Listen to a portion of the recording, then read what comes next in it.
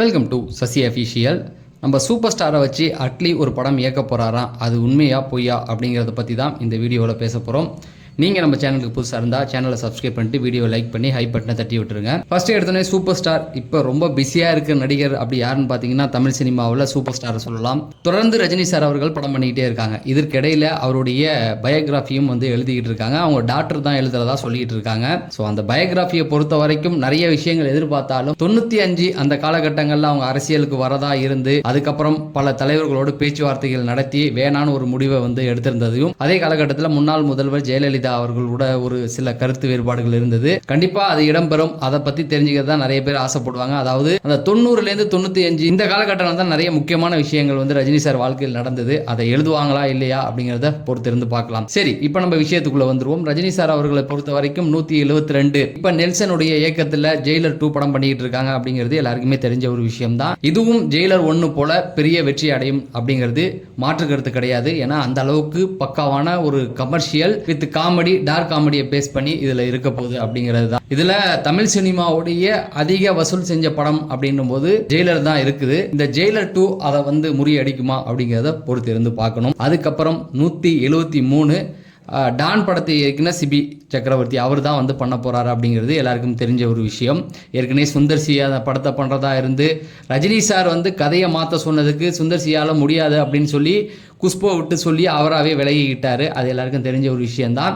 இந்த படமும் டான் படம் எப்படி இருந்ததோ அதை காமெடியை வச்சு சென்டிமெண்ட் கனெக்ஷனோட சூப்பராக இருக்க போகுது. அடுத்தது 174 ரொம்ப முக்கியமான ஒரு படம். 30 வருஷங்களுக்கு அப்புறம் 35 வருஷங்களுக்கு அப்புறம் இதுவரைக்கும் ரஜினி சாரும் கமல் சாரும் சேர்ந்து நடிக்கல.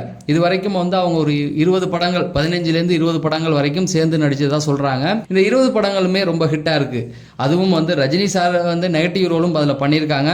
முதல் படத்துல ஒரு கௌரவமான தோற்றம், இடையில காமெடி இந்த மாதிரி ட்ராக் எடுத்தாலும் அதுக்கப்புறம் வில்லனாவும் பண்ணியிருக்காங்க.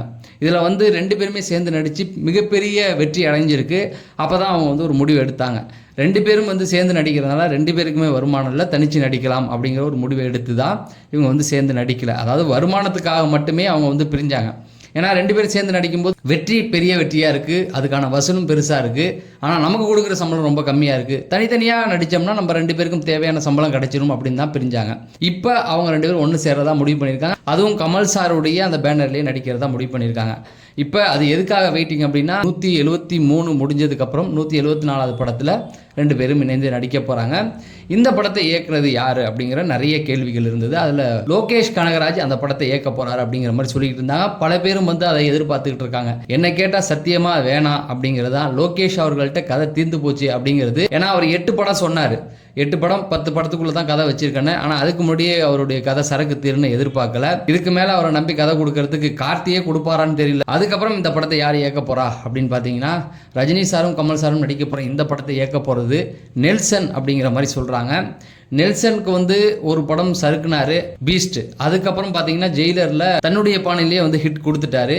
இப்போ இந்த ஜெயிலர் 2 சக்ஸஸை பொறுத்து தான் அதை அமைன்னு சொல்கிறாங்க. ஒருவேளை ஜெயிலர் 2வும் பெரிய அளவு சக்ஸஸ் ஆயிடுச்சு அப்படின்னு பார்த்தீங்கன்னா கண்டிப்பாக ரஜினி சாரும் கமல் சாரும் இணைந்து நடிக்கிற அந்த படத்தை அவர் தான் இயக்குவார். ஏன்னா ரஜினி சாரை வச்சு 2 படம் பண்ணிட்டாரு. கமல் சாரை வச்சு பிக் பாஸும் அவர் தான் டைரக்ஷன் பண்ணார். ஃபஸ்ட்டு சீசன்லாம் ஃபஸ்ட்டு 2 சீசன் அவர் தான் பண்ணார். அவர் இருக்கும்போது தான் அந்த குறும்படம் அப்படிங்கிற ஒரு சில கான்செப்ட்லாம் கொண்டு அதை ரொம்ப பெரிய அளவில் ஹிட் ஆனிச்சு. இன்னமும் குறும்படம் அப்படின்னு பிக் பாஸில் சொன்னாவே அதுக்குன்னு அந்த வாரம் டிஆர்பி அள்ளும். அந்த அளவுக்கு ஒரு சில விஷயங்கள் நெல்சன் தான் பண்ணியிருக்காரு. இவங்க 2 பேர் கூடயுமே ஒர்க் பண்ணியிருக்காரு. நல்ல அவங்க 2 பேருடைய குட் புக்லேயும் நெல்சன் இருக்கிறதுனால நெல்சனுக்கு அந்த வாய்ப்புகள் இருக்க வாய்ப்பு இருக்கு. அடுத்தது ரஜினி சாருடைய கெரியர்லேயே ரொம்ப முக்கியம் அப்படின்னு பார்த்தீங்கன்னா இந்த 175 சொல்லலாம். எல்லாருக்குமே இந்த 175ங்கிறது பெரிய விஷயம். அது ரஜினி சார் மாதிரியான ஆட்களுக்கெல்லாம் ரொம்ப எதிர்பார்ப்பாங்க. இந்த படத்தை யார் இயக்க போறா அப்படிங்கிற ஒரு கேள்வி பெருசாக இருந்தாலும் இப்போ சமீபத்தில் சோஷியல் மீடியாக்களில் ஒரு செய்தி காட்டு போல பரவிக்கிட்டு இருக்கு. அதாவது அட்லி அவர்கள் இந்த படத்தை இயக்க போறாரு. அதாவது அட்லி அவர்கள் இந்த படத்தை இயக்க போறாரு அப்படிங்கிற மாதிரி செய்திகள் வந்துகிட்டு இருக்கு.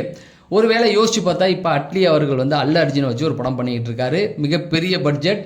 அதாவது சங்கர்கிட்ட ஏடியாக இருந்து இதுக்கப்புறம் தளபதியை வச்சு ஷாருக்கானை வச்சு நார்மலான கான்செப்டில் தான் படம் பண்ணார்.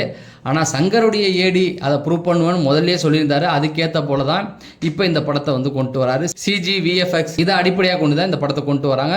இந்த படம் 2027 ரிலீஸ் அப்படிங்கிறத அஃபிஷியலாகவே அறிவிச்சிட்டாங்க. ஸோ இந்த படத்தை முடிச்சுட்டு அட்லி வந்து ரஜினி சாருடைய படத்தை இயக்க போகிறாரு. யோசிச்சு பார்த்தா அது கரெக்டாக தான் இருக்கும். ஏன்னா ரஜினி சாருக்கு வந்து இப்போ 2 படம் பண்ணோம், 173, அதுக்கப்புறம் 174 ரஜினி சாரும் கமல் சாரும் இணைந்து நடிக்கிற படம். இது முடித்ததுக்கப்புறம் தான் இந்த படத்தை வந்து அவர் பண்ண வேண்டியிருக்கும், அதாவது 175வது படத்தை. இப்படி கூட்டி கழித்து பார்த்தா கரெக்டாக தான் வருது. ஆனால் இந்த செய்தி உண்மையா பொய்யா அப்படிங்கிறத போக போக தான் கன்ஃபார்ம் பண்ணணும். ஏன்னா இந்த செய்தி உண்மையா பொய்யா அப்படிங்கிறத சோஷியல் மீடியாவில் சொல்லப்பட்டுக்கிட்டு வர ஒரு செய்தி தான். இது அஃபிஷியலாக யாருமே வந்து கன்ஃபார்ம் பண்ணலை. இது கன்ஃபார்ம் பண்ணுற வரைக்கும் இது ஒரு வதந்தியாக தான் இருக்கும். ஆனால் கூடி சீக்கிரம் இது சார்ந்த அப்டேட்டுகள் வந்துடும். ஏன்னா அட்லி அவர்களுமே வந்து ரஜினி சாரை வச்சு இயக்கிறதுக்கு ஆசை இருக்குது, ஒரு கதை இருக்குது அப்படிங்கிற மாதிரி முதல்லயே ஒரு இன்டர்வியூ கொடுத்துருந்தார். ஒரு 5 வருஷத்துக்கு முன்னாடியே வந்து அவர் ரஜினி சாரை வச்சு படம் பண்ண போகிறாரு அப்படிங்கிற மாதிரி செய்திகள்லாம் வந்தது. ஆனால் அதுக்கப்புறம் அவருடைய ட்ராக் மாதிரி வெளியில் போயிட்டாப்ல. ஸோ இப்போ அந்த வாய்ப்பை அவர் பயன்படுத்திக்குவாரா, அதாவது அல்லு அர்ஜுன் படத்தை முடிச்சுட்டு வந்து ரஜினி சார் படத்தை இயக்குவாரா அப்படிங்கிறதும், அவர் இயக்குனா கண்டிப்பாக கமர்ஷியலாக பெரிய ஹிட்டு கொடுத்துருவாரு அப்படிங்கிறது தான். ஆனால் பொறுத்து இருந்து தான் பார்க்கணும். ஸோ நீங்கள் நம்ம சேனலுக்கு புதுசாக இருந்தால் நம்ம சேனலை சப்ஸ்கிரைப் பண்ணிடுங்க. சினிமா சார்ந்த எல்லா அப்டேட்களும் நம்ம கொடுப்போம் அப்படிங்கிறத சொல்லி வீடியோ லைக் பண்ணிடுங்க. நம்ம அடுத்த வீடியோவில் சந்திப்போம். நன்றி, வணக்கம்.